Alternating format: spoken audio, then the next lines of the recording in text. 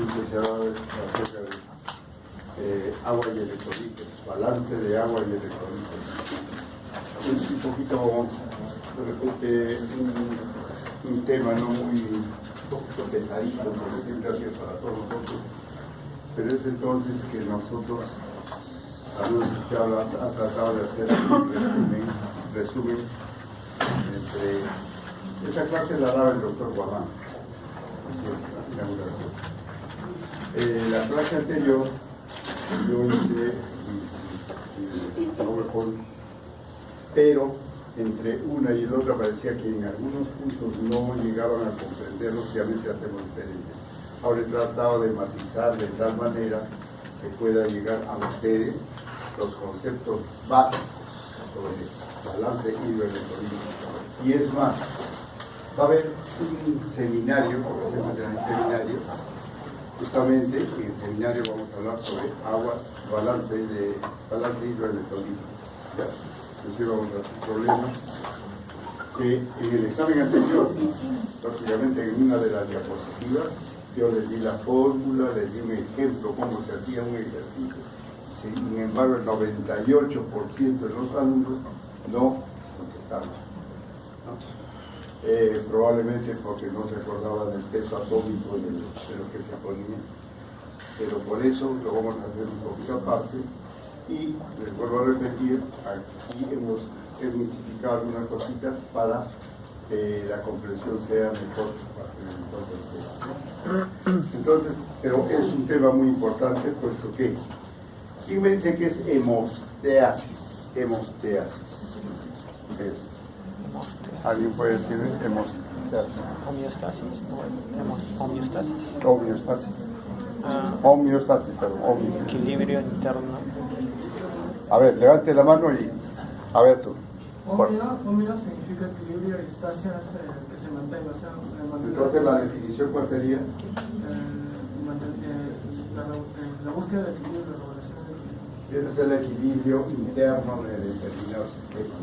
En este caso, por ejemplo, tanto el agua como los electrolitos tienen que estar redistribuidos de tal manera que haya una homeostasis. Por lo tanto, tenemos que saber qué cantidad de agua, en primer lugar, tenemos, cuáles son los valores normales de electrolitos. Bien, entonces, aquí tenemos de la siguiente manera.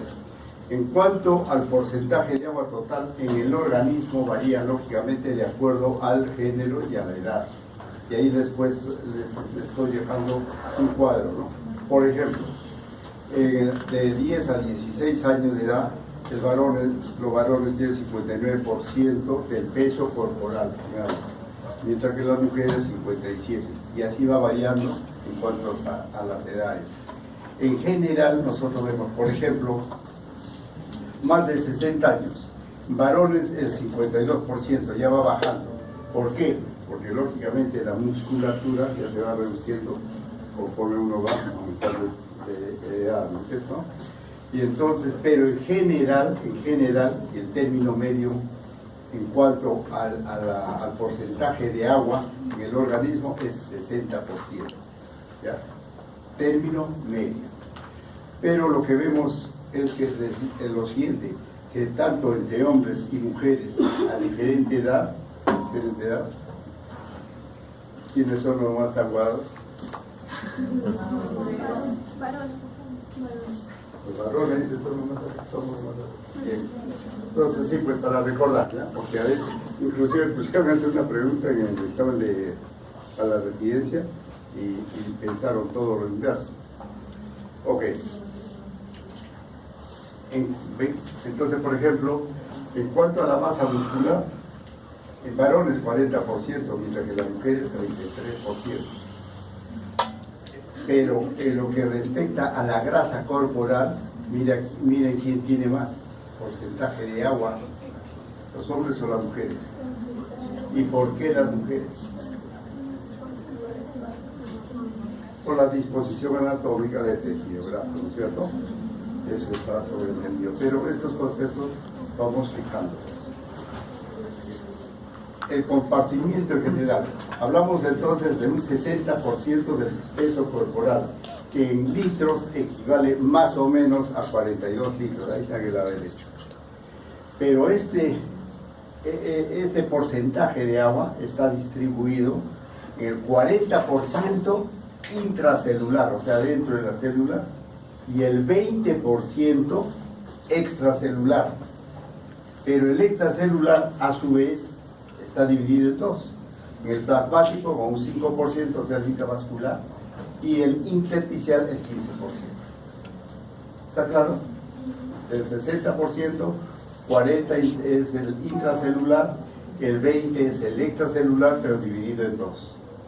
Y aquí van a tener inclusive un poquito más claro. El agua corporal, 60%, entonces, lo mismo que hemos dicho. En el líquido extracelular, 20%, dividido en líquido intersticial 15% y en plasma 5%. Mientras que el agua, el intracelular es el 40%. Aquí en un tejido, miren, para comprender un poquito mejor. Todo esto es el intravascular, ¿no es cierto? Los vasos. Dentro de los vasos están los hematíes, ¿ok? Ahora, por fuera están las células y el tejido intersticial.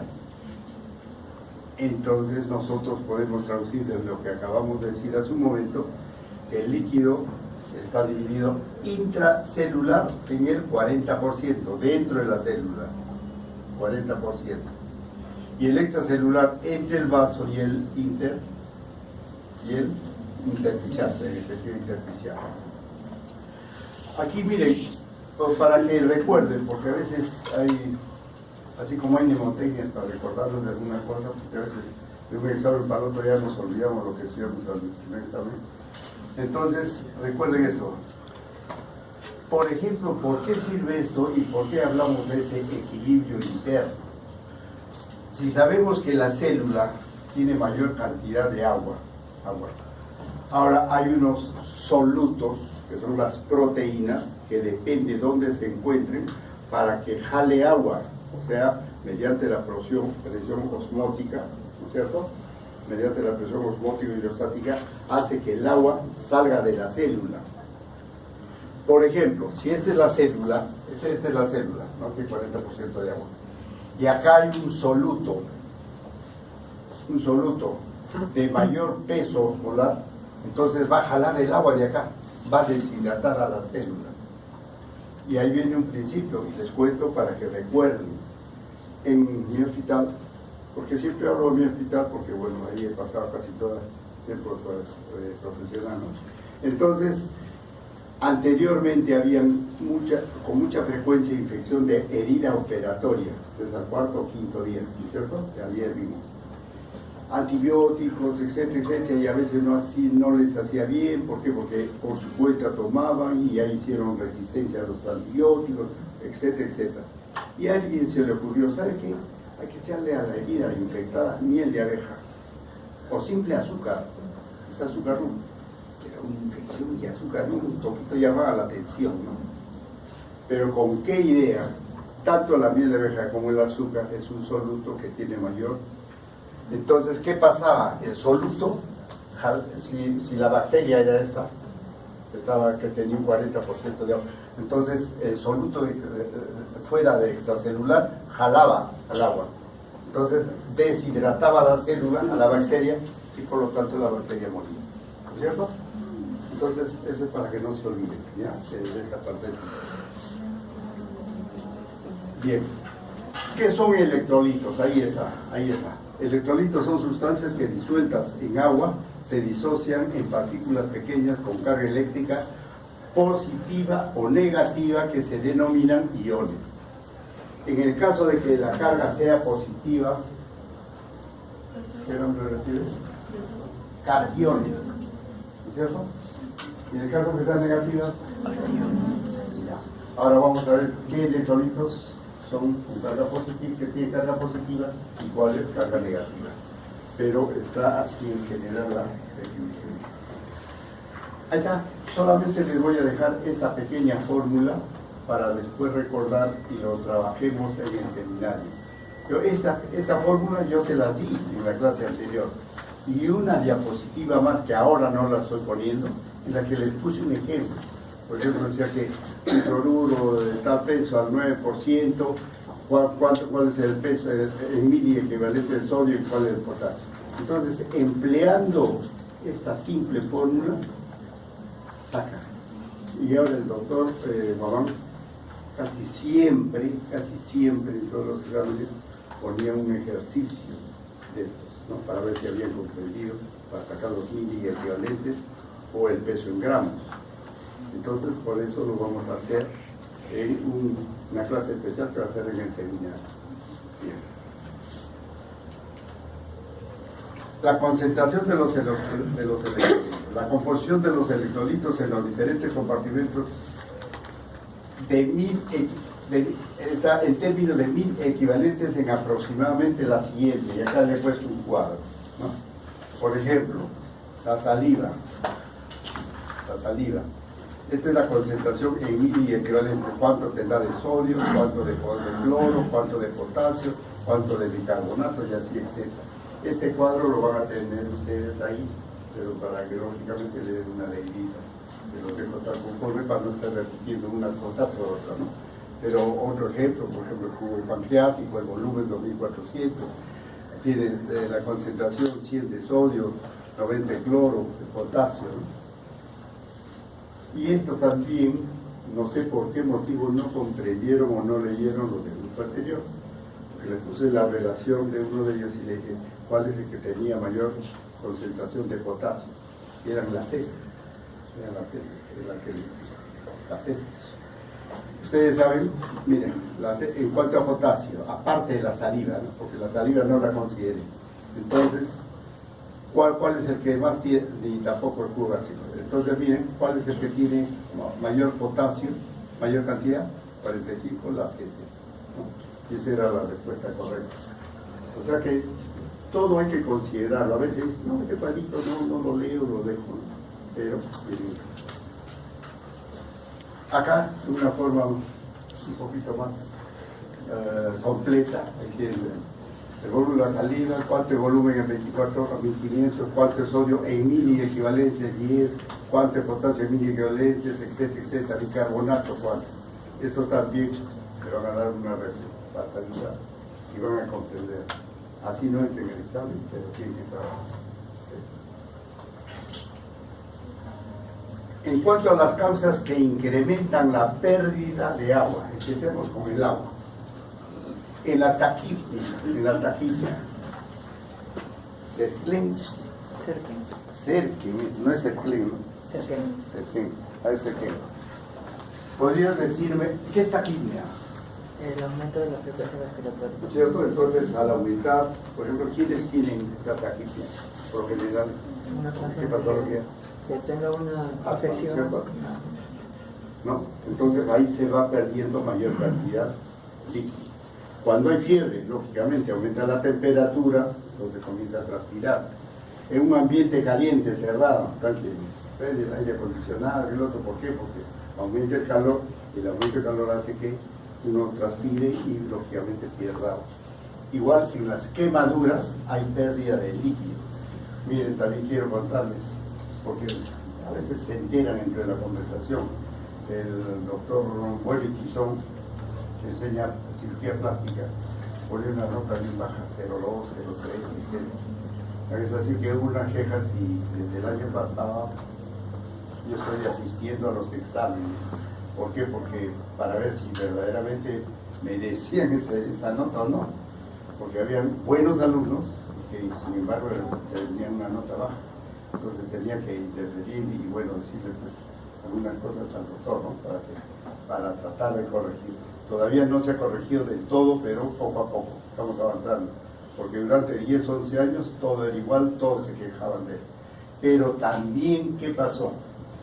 Cuando yo presencié, estaba conmovido, presencié los exámenes, yo a uno por uno, ¿no? Y el doctor Buenetizón a una, bueno, no voy a decir si era alumna o alumno.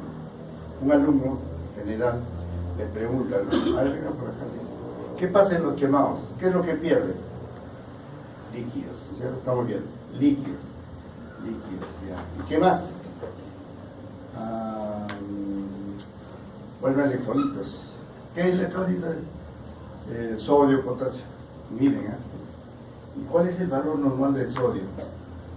Mira, entonces no se recordaba cuál es el valor normal del sodio. ¿Y cuál es la cantidad que hay que reponer de líquidos, agua? Hay todavía manera, un poquito de mofa. Dice, ¿cuánto le damos? 3 litros, 4 litros, 7 litros de suero, ¿cuántos? 7 o 5, como hay. No es así, pues, es por kilo de peso. Ahora vamos a ver los requerimientos. Es de 35 a 40 centímetros cúbicos por kilo de peso. Entonces, si una persona pesa 70 kilos, redondeando a 40, 7 por 4, 28, necesitaría solamente 2 litros 800 de agua en 24 horas. Eso no sabía. Y entonces me dice, Horacio, como me dice, y reclamo, y así reclamo, ¿no? O sea, también hay esas cosas que a él, y basta que desde su inicio pregunte cosas básicas, cosas que debemos de conocerlas, no sepan las dos cosas. Ah, y le dice, y además de eso que se hace un quemado, le dice, así como, le dice, bueno, se le cubre pues con antibióticos. ¿Qué antibióticos? Y se le salió ceftriaxona, ¿y qué es la ceftriaxona? Miraba al techo, miraba todo, que alguien le sople, pero no podían porque estaban entrando y éramos los dos que tomábamos y no contestaba. Entonces él es compañero de promoción de Tomás. Entonces también tiene un carácter un poquito fuerte. Inclusive en vez de bueno y tizón le decían malo y tizón. Y entonces agarraba y decía, ¿qué es la ceftriaxona? Pero sí, pues agua, que sea que es sulfa, que es una ampicilina, que es penicilina, que es una cefalosporina, y no contestaba. Entonces, ¿yo qué tenía que decir?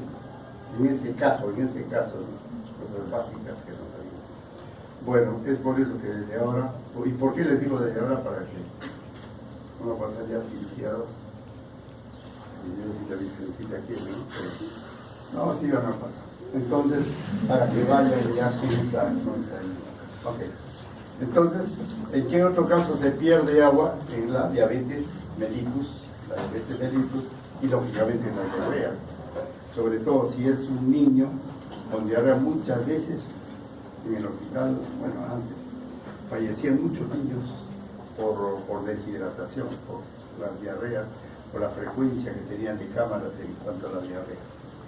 En cirugía específicamente, porque acá lo que estamos viendo, y hemos resumido más que nada para ver el control de agua y electrolitos en cirugía. Entonces en cirugía tenemos que tener en cuenta cuando hay vómitos, se pierde electrolitos. ¿Qué electrolitos se pierde en vómitos? Cuando hay aspiración gástrica, igual, pierde. Cuando hay fístulas entéricas. ¿Y qué es una fístula entérica? ¿Tu apellido cuál es? Rodas. Que no viniste ayer, creo. Sí. Allá. Ah, no, en la práctica creo de... No sé. ¿Sí? Bueno, algo. A ver. ¿Quién me dice qué es una fístula? Es una comunicación. ¿Y a ti? Una comunicación. ¿De? Ahorita nos estamos comunicando, es una fístula. Entre dos. Es una comunicación entre dos órganos, así de simple, de dos órganos. Puede ser el estómago y la piel, puede ser la vejiga con el recto, puede ser la vejiga con la vagina, etc. O sea, dos órganos diferentes, ¿no? Hay una comunicación. Esa es una fístula. La próxima semana, en técnica operatoria, vamos a llevar ostomías. Y ostomías viene a ser una fístula. Pero una fístula artificial, ¿por qué decimos artificial? Porque el cirujano lo realiza cuando hay ciertas indicaciones. Ya vamos a ver allá. Bien, pero entonces de las fístulas entéricas va a haber pérdida tanto de líquido como de electrolitos. La diaforesis, lógico, cuando sudamos, y en los traumatismos. Cuando un paciente está chocado, entonces, y le dan, o porque le han dado demasiada cantidad de diuréticos, prácticamente, como dicen, disculpen la expresión, lo han exprimido, a la persona por el motivo, entonces también vamos a tener incremento de pérdida de agua. Cuando hay insuficiencia suprarrenal y en la diabetes insípida.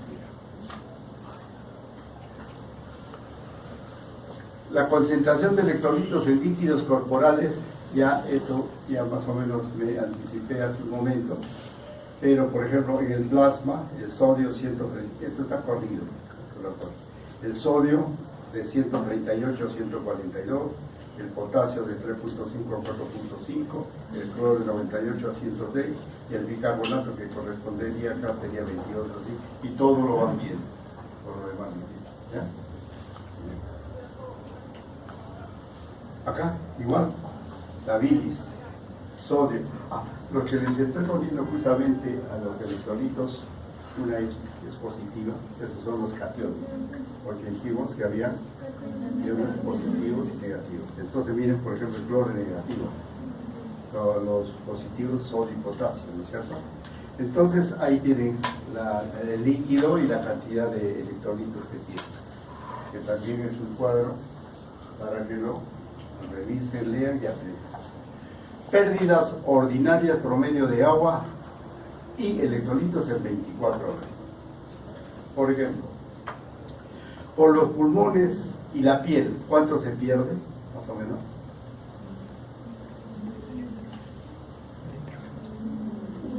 Renal, por la orina, ¿cuánto es la cantidad normal? Digestiva, y entonces hay un total. Sumando todo esto, quiero que vean, por ejemplo, 2.700. Estos cálculos están hechos en una persona de 70 kilos, por eso se han hecho estas.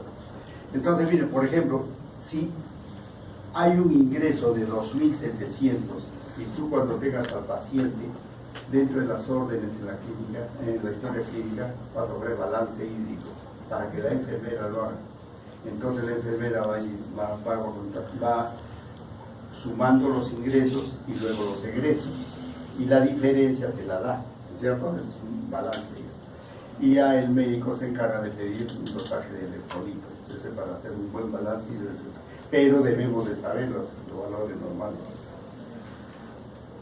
Acá agregamos esto, por ejemplo, ¿no? Entonces miren, agua, lo que les decía hace un momento, si ese alumno o alumna hubiera acordado de este cuadrito. Agua, 35 a 55 mililitros por kilo por día, de 24 horas. Lo que decías, tiene 70 kilos, y esto lo promediamos. Generalmente, para cuestiones prácticas, al menos a mí me enseñaron, y siempre lo redondeo a 40. ¿Me pasa la voz? Por favor. 40. Una persona de 70 kilos, 7 por 4, como le dije hace un momento, 28 son 2.800, ¿no es cierto? Entonces no llevo ni siquiera 3 litros, porque si le doy los 7 litros que el doctor Bueno le decía, una sobrehidratación, y la sobrehidratación trae consecuencias. ¿Cuál, por ejemplo? Si sobrehidrata, sobre todo a una persona de edad avanzada. Solamente al alumno que pregunta.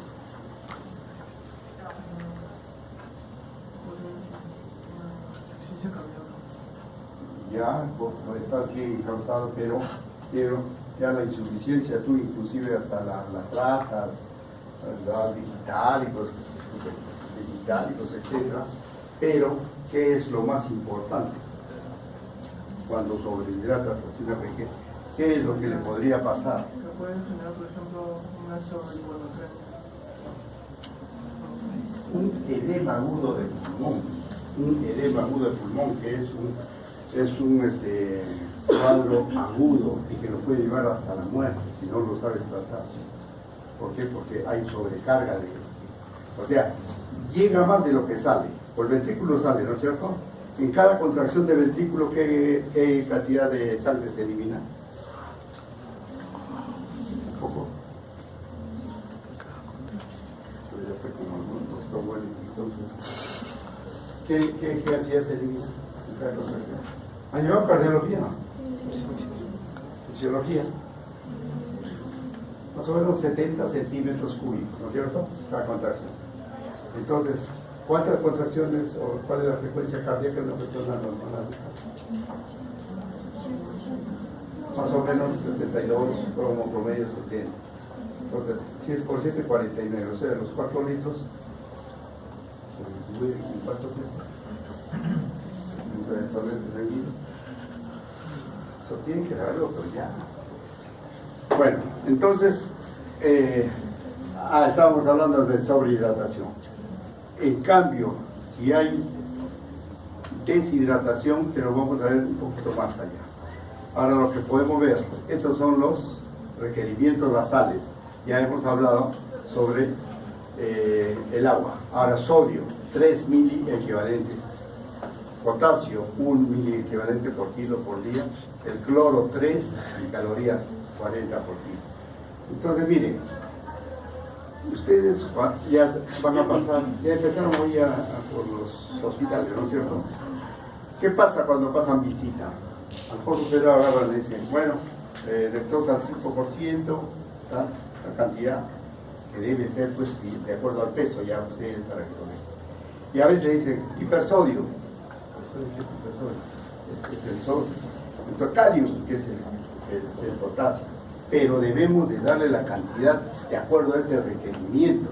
Entonces, si por ejemplo esa persona de 70 kilos y se le debe dar potasio solamente 1 mili equivalente, entonces le daré máximo 2 ampollas, porque vienen de 36 creo más o menos, tendré casi 70.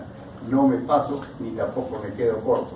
¿Por qué? Porque en la hipopotasemia inclusive la cosa no es tan delicada porque se puede producir un milio adinámico, hablando de pacientes quirúrgicos posoperados. Entonces, ¿qué pasa? Está todo distendido porque es un milio fisiológico, ¿no? Le dosas el potasio, está un poquito bajo, le pones el potasio, a las 3 horas está pero caminando y con hambre. Bueno, ahí mayormente no hay tanto problema. Pero en cambio, si le das mayor cantidad de potasio, en vez de las 2 ampollas que yo te pongo, en cada frasco 2 ampollas, total le puso 2 o 3 frascos, entonces una hiperpotasemia. Y la hiperpotasemia sí es grave. ¿Por qué? El último alumno... ¿Por qué te alejas? Sí, tú. ¿Hay alguien tras tuyo? Ah, entonces eres el último. ¿Pero qué pasa? Solamente la luz. Se puede acelerar más. Se paraliza. Claro, la hiperpotasemia produce paro cardíaco. ¿A quién le gusta cardiología? Hasta ahora. Nadie se gusta. Bueno, entonces en general, la hiperpotasemia produce paro cardíaco. ¿En qué? ¿En sístole o en diástole? Quesada.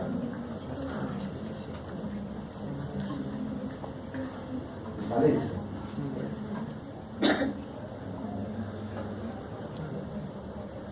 Aurora, tu segundo nombre, no te gusta en diástole. Está bien. Aurora, dime.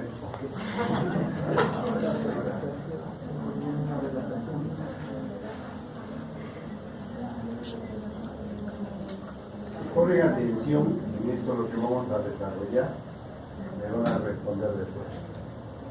Pero me voy adelantando, es la repolarización de ¿qué estamos hablando? Ya, bueno, ya les he dado un adelanto, así como les dije, porque también la ventilación se producía. Oh. Bien, entonces esos son los requerimientos basales. Hay composición ya de soluciones endovenosas y estas son las más usadas cuando tenga un paciente deshidratado o no tolere por vía oral. Estas soluciones que les voy a presentar, estas de acá, se tienen a la mano. Hay en las clínicas o hay para dar una receta. Y entonces miramos, vemos, por ejemplo, una de todas al 5%, etc. Y la cantidad que tiene de glucosa. Entonces, yo quiero retroceder. Y quiero, a ver, unas preguntitas.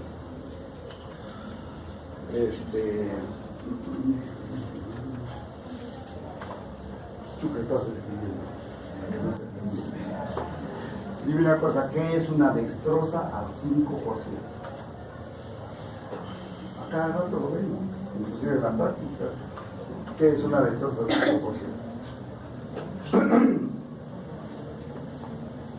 A ver.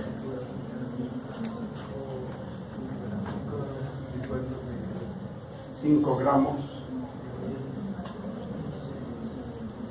¿Estás de acuerdo con los medios?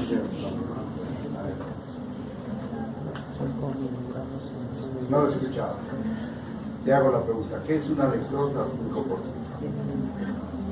¿Saben por qué también les digo? Quiero que escuchen.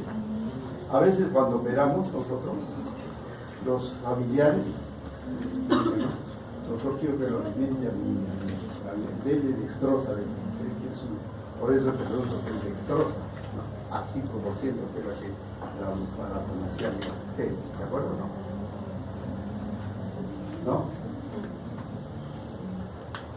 Tú. 5 gramos en 1000. ¿Está bien? 5 gramos de glucosa en 100 mililitros en 1000, 50 gramos, ¿no es cierto? Entonces esta es una dextrosa al 10%. Y si es al 10%, hace la multiplicación. Y ahora, ¿por qué les digo? Escuchen una cosa. Ustedes van a llevar, y vamos a hacer también un seminario sobre nutrición parenteral. Pero ¿saben creo que es nutrición parenteral? Ahora cuando hagamos ostomías, vamos a hablar sobre la yeyunostomía. Yo, al menos a los de mesa y a los que puedo, yo les digo lo siguiente. Si un paciente no puede ingerir por sus propios medios alimentos, es un cáncer terminal o cualquier motivo, hay dos caminos para que ese paciente se nutra. Uno, la vía enteral, y otra, la vía parenteral. ¿Ya? Pero quiero que me escuchen esto y pongan atención. Si es vía parenteral, el paciente tiene que estar en un hospital, en una clínica y es más, en una unidad de cuidados intensivos o una sala de críticos. ¿Por qué? Porque ¿saben en qué consiste la nutrición parenteral? Una dextrosa al 50%, no al 5%, al 50%, y ahí diluyen los 28 aminoácidos que se conocen. De los 28, a ver, dime, unos 15 aminoácidos. Casi se dormido. Ya bueno, por ahora no recuerdo, pero sabemos que hay 28 aminoácidos. Miren, esos 28 aminoácidos los diluyen en una dextrosa al 50%. Y si estamos viendo porcentajes, una dextrosa al 50% es 1 litro de agua con medio kilo de glucosa, de azúcar, más los aminoácidos. Por lo tanto, no se le puede inyectar por vía periférica, como se suele poner la dextrosa al 5% que te pregunto, o la solución salina, etc. Hay que ir a la vía central, que vamos a hacer una práctica. En el conejo vamos a hacer en la yugular externa. Pero, por ejemplo, en el humano se hace a nivel de la vena cava superior o de la aurícula derecha, para que llegue directo. ¿Por qué? Porque toda esa nutrición espesa, ¿no?, pasa por acá, por la vena, ¿no es cierto? Entonces es por eso que tiene que estar en una unidad de cuidados intensivos. Y ahora escuchen, ¿por qué es importante esto que les estoy diciendo? Y por qué es importante lo que vamos a hacer la otra semana de ostomías, dentro de ella la yeyunostomía. Les decía que habían dos vías.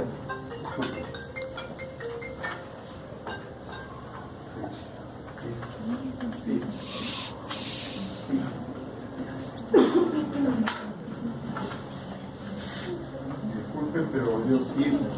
Y miren, yo tengo solamente llamadas urgentes, porque si no estaría todo el día y me estaría interrumpiendo.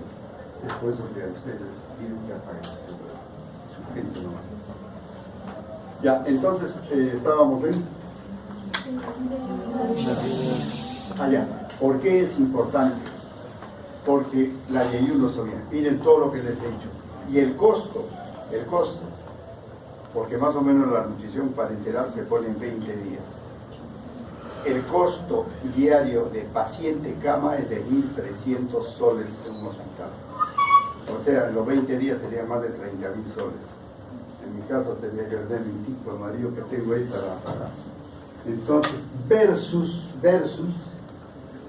si hago una yeyunostomía, que van a ver lo fácil que es, va a reemplazar a la nutrición parenteral. Y es más, al paciente ya no lo van a tener hospitalizado sino en casa. Y como se les va a enseñar, porque tienen una sonda acá con la yeyunostomía, se les dice, bueno, 4 veces al día ustedes preparan, licúan el alimento y le administra la cantidad. Hasta con la sazón de la casa. Porque si quieren un sancochado que les gusta, ya pues lo licúan y el costo, eso es muy importante. Es muy importante. Bueno, cuando hacemos ostomía, lo más importante que yo le es la yeyunostomía. ¿Y por qué? Y ahora, ¿por qué les estoy hablando? Me estoy adelantando porque estamos hablando qué es lo que se le da en la nutrición parenteral. Estamos hablando de concentración en cada de estas sustancias. Ahora sí ya les puedo enseñar, porque si les preguntaba hace un momento, me decían, pues, 50 gramos en 1.000, 500 en 1.000, etc. Bueno, todas estas sustancias tenemos a la mano o están en las farmacias, ¿no? Cómo viene el calium cuando viene de 10 centímetros, de 20 centímetros. Esto es muy importante que se lo guarden.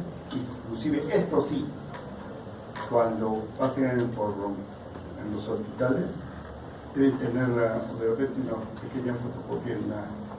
¿Para qué? Para que si es que alguien se esté equivocando, doctor, no es solamente un ingrediente porque es eso, ¿no? Una sugerencia. A uno le cae bien porque no todos estamos en condiciones. Uno no se molesta con el proceso. Ya, entonces, estas son todas las sustancias que tenemos. Bien, la deshidratación, o sea, disminución del agua, puede ser moderada cuando es del 5 al 10% del total de agua que dio, o sea, del 60%. Es mediana cuando es del 10 al 20%, del 60%. Y es grave cuando es más del 20%. Entonces ya sabemos. Entonces, si nosotros ponemos una historia clínica y hablan de porcentajes, ya, ¿verdad? Basta que podamos, por ejemplo, grave, moderada, ya más o menos saben cuánto.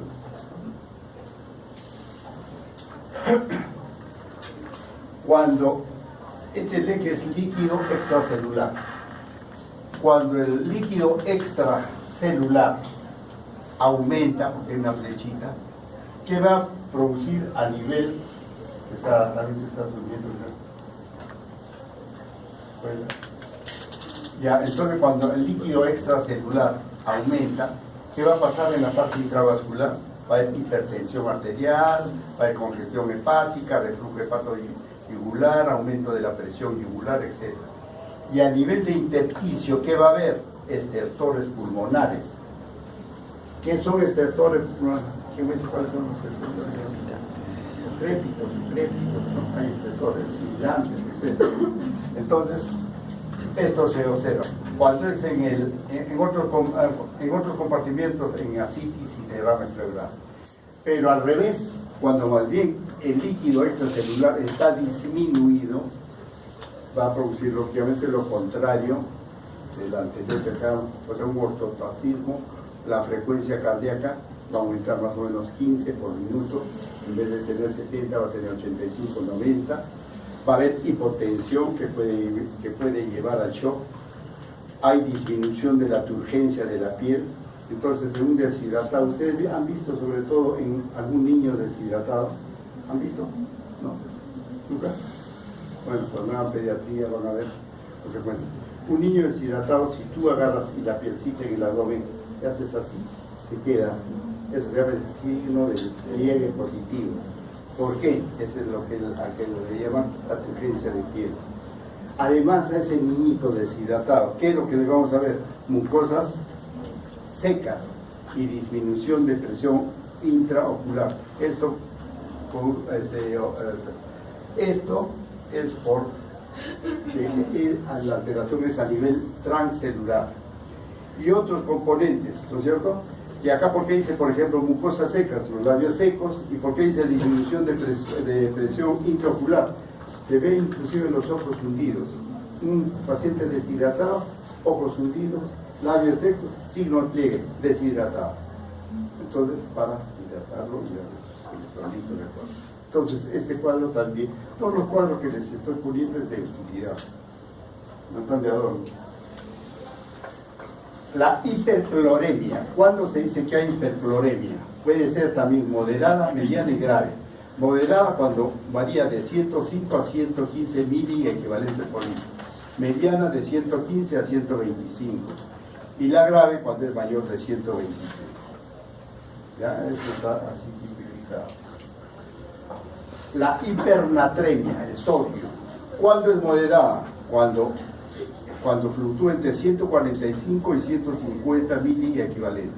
La mediana cuando fluctúa entre 150 y 160. Y la grave cuando es mayor de 160. Por ejemplo, la moderada, casi siempre tenemos nosotros cuando vamos a comer un cevichito un sábado o domingo, que de arranque te ponen una canchita salada, ¿no? Entonces la sal nomás, ¿para qué te dan a propósito saladita? Para que tengas sed, A la chicha. ¿cierto? ¿Y para qué comes? ¿Agua o otra cosa son? Chicha. ¿Cerveza? No, chicha. No, dice agua no. Así es el chicha ya. Entonces, pero esa es la idea, ¿no es cierto? Esa sería una moderada. La mediana, lógicamente, ya cada vez vamos viendo cuando hay mayor cantidad de... Y la grave cuando es mayor de 160. Por ejemplo, una persona que se está ahogando en el mar, el agua es salada, ha tragado agua, no ha tomado, ha tragado agua, relleno de sal, y entonces ese es grave, y entonces el tratamiento es otro. Lo inverso, ¿cuándo es hiponatremia? La moderada de 138 a 130. Mediana de 130 a 120 y la grave menor de 100. Acá está equivocado, no es mayor sino menor de 120. Que no viene. Pérdidas extrarrenales de sodio, extrarrenales. Entre las gastrointestinales tenemos la pérdida de sodio por el vómito, ya lo dijeron ustedes hace un momento, por sonda nasogástrica, diarreas, lógico, fístulas, porque cuando hay diarreas, una simple gastroenterocolitis, en 1 o 2 días, ¿qué es lo que pasa? Pierde sodio, entonces hasta calambres tienes en la anterior. ¿Por qué? Por la pérdida justamente. Repones eso, se soluciona el problema. En las fístulas, que ya las mencionamos, en drenaje de secreción pancreática y en hemorragia. Entonces en eso se producen las pérdidas extrarrenales de sodio. Igual en el vómito, sonda nasogástrica y diarrea. Bueno. Igual en la pancreatitis. Acá hablamos ya del tercer espacio. En caso de pancreatitis aguda, de peritonitis, de obstrucción intestinal, de obstrucción venosa, derrames pleurales, traumatismo por aplastamiento. Y acá hay una, por ejemplo, en cirugía digestiva en la que hacemos nosotros, muchas veces hay secuestro de agua, es decir, aparentemente le falta líquido, pero está secuestrada el agua. Cuando hay, por ejemplo, un ilio, ahí está, ¿no? Acumulado.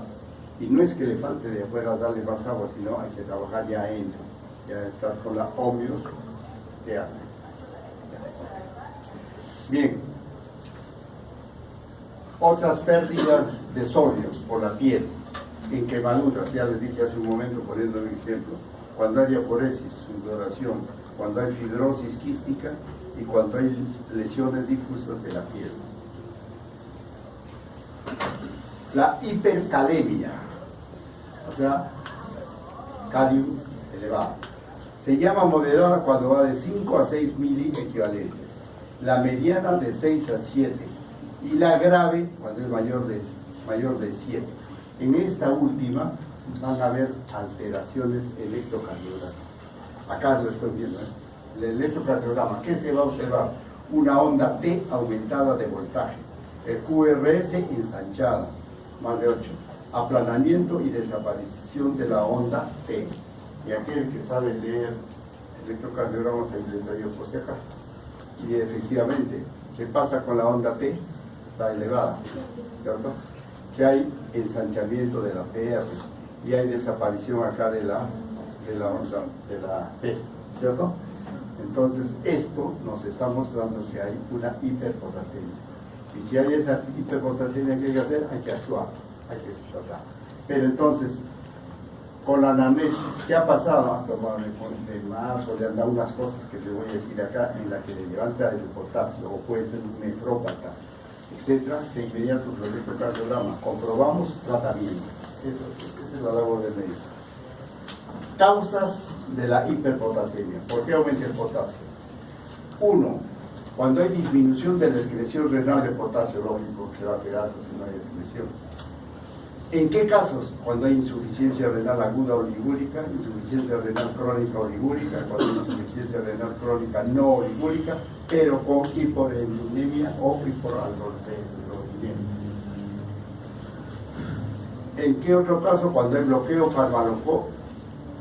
farmacológico de la excreción de potasio. ¿En qué casos? Cuando uno administra triamtereno o espironolactona. Otra causa, cuando hay falla absoluta o relativa, silenciosamente falla absoluta o relativa de mineral o corticoides. En la enfermedad de Addison, ingreso deficitario de sodio, miren, inversamente proporcional. Déficit renal de la excreción de potasio, sin otras anormalidades de función renal. ¿En qué otro caso hay hiperpotasemia? Cuando hay traslocación del potasio celular. ¿En qué casos? Acidosis metabólica, acidosis respiratoria aguda, liberación rápida de potasio celular, el síndrome de Cushing en la quimioterapia, leucemia, linfoma. Cuando los anestesiólogos, sobre todo, ponen succinilcolina, que reemplaza la membrana celular, y esa lámina que me la consiguieron, no crean que yo he hecho esta, porque miren, celular con S, para intoxicación digitálica aguda, parálisis periódica hipercalémica familiar.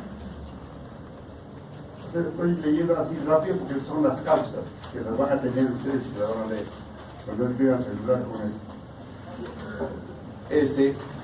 Tercero, cuando hay ingreso elevado de potasio.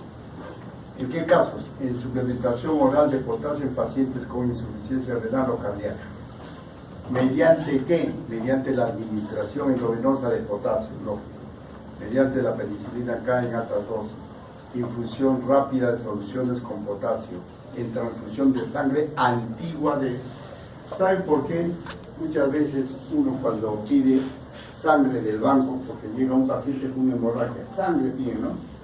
Entonces el doctor, claro que no ha expirado, porque hay fecha de expiración, pero sí la donaron, porque lo tienen en el banco hace 3 meses, esa no se la pongan. ¿Por qué? Porque esa sangre guardada aumenta el potasio, o sea, conforme va pasando el tiempo, va a liberar potasio. Le pones a esa sangre, si bien le está reponiendo sangre, pero vas a tener un problema que es la hiperpotasemia. Entonces, esto es muy importante, esto lo pueden observar ustedes y esto lo pueden corregir ustedes ante un familiar o ante su paciente en el tiempo. Cuando hay una derivación urinaria, anastomosis urétero-yeyunal, por ejemplo, hipernatremia, hipercalemia y la hiperalionemia. En otro caso, cuando hay infusión de soluciones, por ejemplo, en soluciones hipertónicas.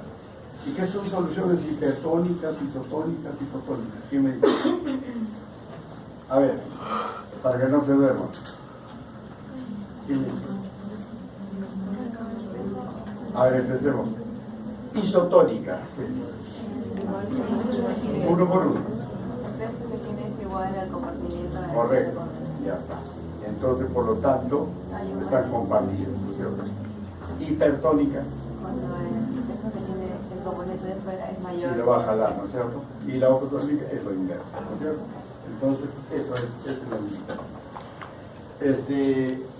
En este caso, la causa de la hiperpotasemia es por infusión de soluciones hipertónicas.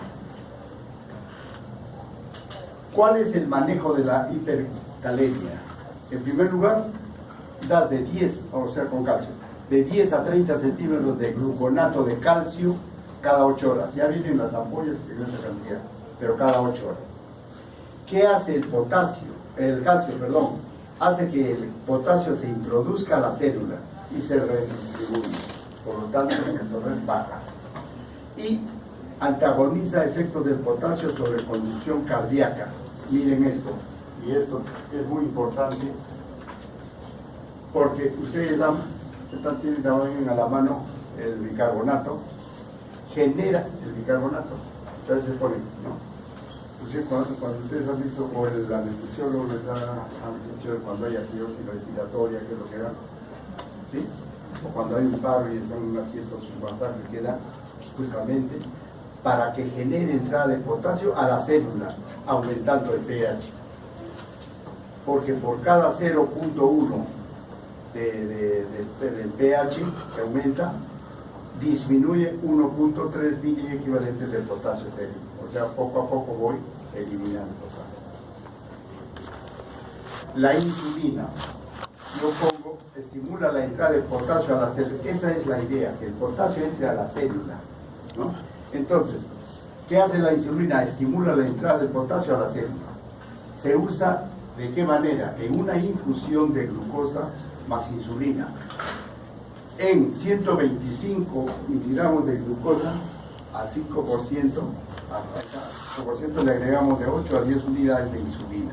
Vamos a jeringuitas de un centímetro, 7 8 unidades de insulina y se la damos al paciente para que vaya eliminando el potasio.